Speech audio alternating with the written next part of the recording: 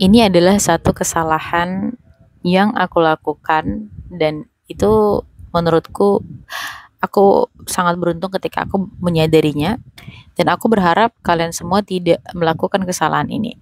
Yaitu aku tuh termasuk orang yang ketika aku berteman dengan seseorang, maka ketika aku sukses, maka temanku harus sukses, ketika aku kaya, maka temanku harus kaya, ketika aku eh, pinter, beruntung, temanku juga harus mendapatkan hal yang sama. Nah, inilah yang kemudian menjadi problem ketika aku dalam hal ini tidak menemukan teman yang misalnya aku ajak, atau bukan aku yang bisa aku ajak, tapi teman yang mungkin tidak serupa dengan apa yang aku mau, misalnya contohnya seperti itu. Jadi aku akan berusaha semaksimal mungkin kalau aku sukses temanku juga harus sukses. Tapi kan pada dasarnya kehidupan itu tidak seperti itu gitu. Kehidupan itu ya apa yang kita miliki belum tentu ingin dimiliki oleh orang lain. Dan di situ efek sampingnya adalah aku cenderung merasa kecewa dan seperti memaksa orang lain untuk menjadi seperti apa yang aku inginkan, walaupun dalam tanda petik itu adalah hal yang positif. Tapi kan pada dasarnya kita tidak bisa mengubah orang lain selain dia sendiri yang bisa mengubahnya. Jadi di situ aku sadar bahwasanya aku tidak bisa dan aku tidak mau memaksa orang lain menjadi seperti apa yang aku inginkan, meskipun hal yang aku inginkan itu baik buat dirinya.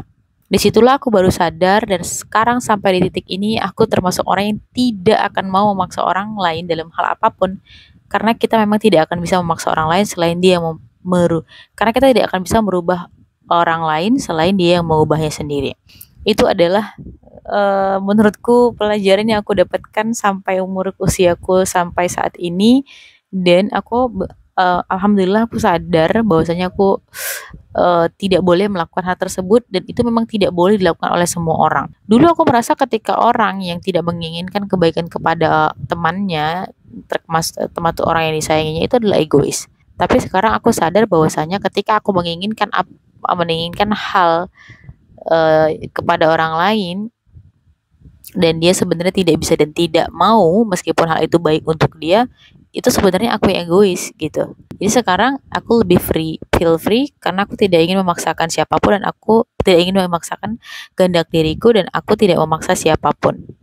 Dan sebenarnya konsep hidup yang seperti ini sangat membantu sekali. Aku bersyukur kepada Tuhan yang sudah menyadarkan aku, dan ini membuat aku jauh lebih hidup berkesadaran dan jauh lebih ringan banget. So teman-teman, itu adalah kesalahan dan pelajaran yang bisa yang aku dapatkan di umurku yang sekarang ini. Mudah-mudahan kalian tidak melakukan kesalahan yang sama.